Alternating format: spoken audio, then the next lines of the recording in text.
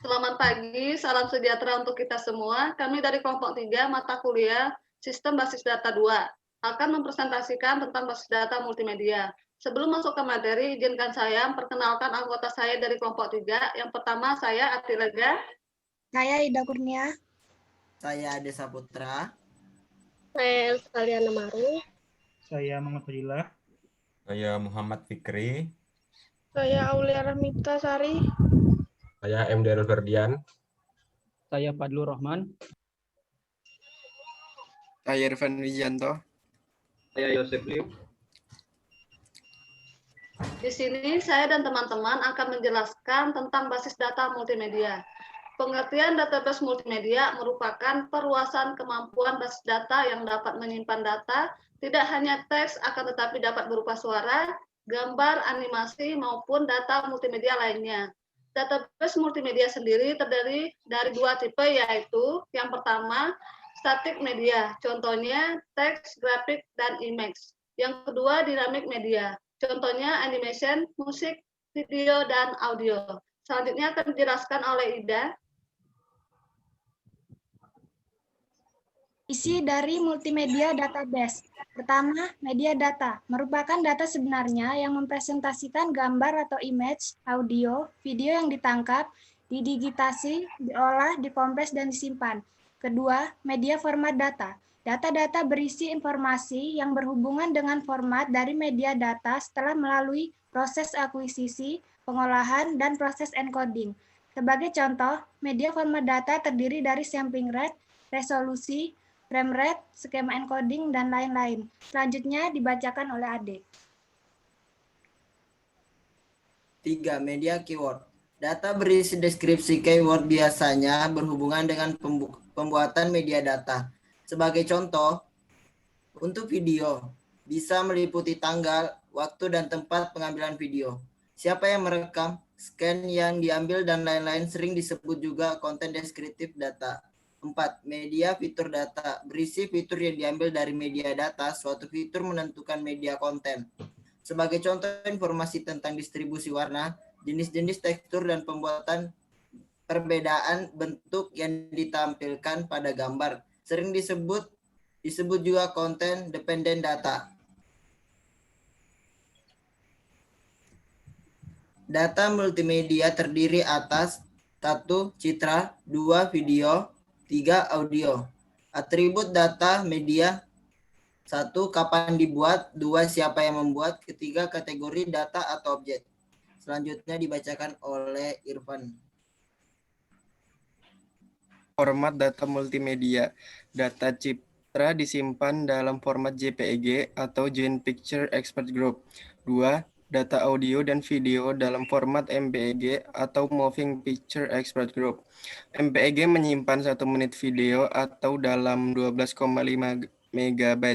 MPEG 2 menyimpan 1 menit video atau audio dalam 17 MB. 3. Data media kontinu, contohnya data video dan audio.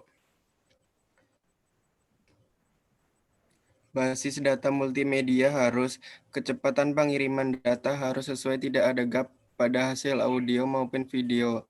Tempo pengiriman data tidak menyebabkan terjadi overflow pada buffer sistem. Sinkronisasi antara aliran data yang berbeda, misalkan antara gerakan yang terlihat dengan suara pada video. Selanjutnya dilanjutkan oleh Fikri. Sistem database multimedia harus memenuhi kebutuhan. Yang pertama adalah persistence. Objek data dapat disimpan dan digunakan kembali oleh transaksi dan program yang berbeda. Terus ada privasi, pengontrolan pengaksesan, dan otorisasi. Selanjutnya integrity control, menjamin konsistensi basis data pada saat transaksi. Dan terakhir ada recovery, kegagalan transaksi tidak mempengaruhi persistensi penyimpanan data. Sistem database multimedia harus memenuhi kebutuhan. Kebutuhan yang pertama adalah ada query support. Query terhadap data multimedia dapat dilakukan dengan mudah. Integration, item data tidak perlu diduplikasi untuk program yang berbeda. Terus ada data independence, basis data dan manajemen basis data terpisah dari program aplikasi. Dan yang terakhir, concurrency control. Transaksi dapat dilakukan secara konkuren. Selanjutnya dijelaskan oleh Aulia. Desain data arsitektur. Arsitektur basis data multimedia 1. Berbasis pada Principle of Autonomy. Setiap tipe media dikelola dengan cara khusus sesuai dengan tipe media. 2. Dapat melakukan join antara struktur data berbeda. 3. Pemrosesan query yang relatif cepat dikarenakan struktur yang khusus. Dan yang terakhir, satu-satunya pilihan untuk bank data yang legal. Contohnya seperti gambar di bawah ini. Selanjutnya dilanjutkan oleh Muhammad Fadilah. Arsitektur basis data multimedia 2. Berbasis pada Principle of Uniformity, struktur abstrak tunggal untuk mengindeks semua tipe media. Abstrak di luar dari bagian yang umum dari tipe media berbeda metadata. Struktur hanya satu, implementasi mudah. Anotasi untuk tipe media berbeda. Ini contoh gambar arsitektur 2. Selanjutnya akan dilanjutkan oleh Dael. Arsitektur basis data multimedia 3 berbasis pada Principle of Hybrid Organization. Hybrid dari dua yang pertama, tipe media tertentu menggunakan indeks mereka sendiri, sedangkan yang lain menggunakan indeks diseragamkan. Mendapatkan keuntungan dari dua yang pertama, join melalui sumber data yang multiple menggunakan indeks mereka sendiri. Berikut ini adalah contoh gambarnya. Selanjutnya akan dijelaskan oleh Yosep.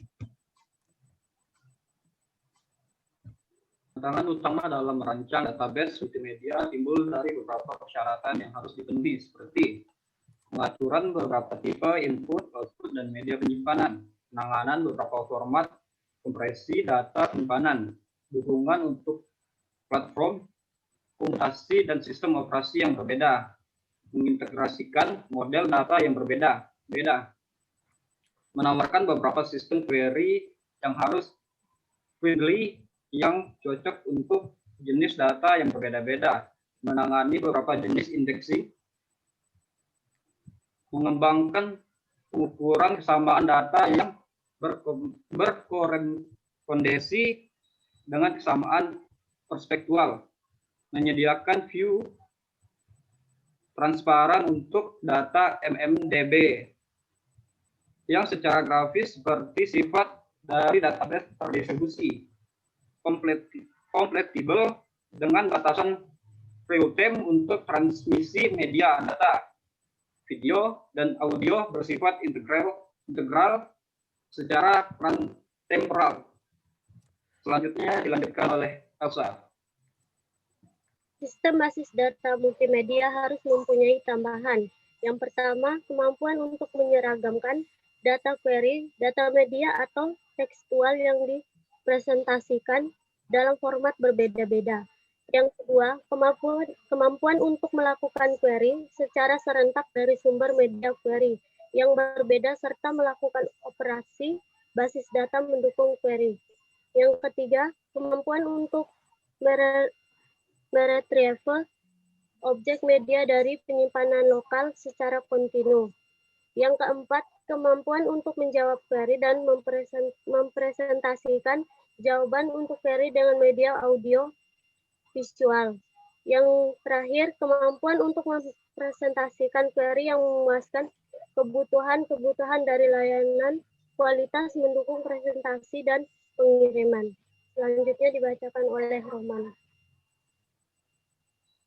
Menyimpan objek multimedia dalam database mempunyai banyak keuntungan, diantaranya manageability, kemudian kemudahan mengelola data multimedia, melakukan pencarian, pembaruan, dan lain-lain.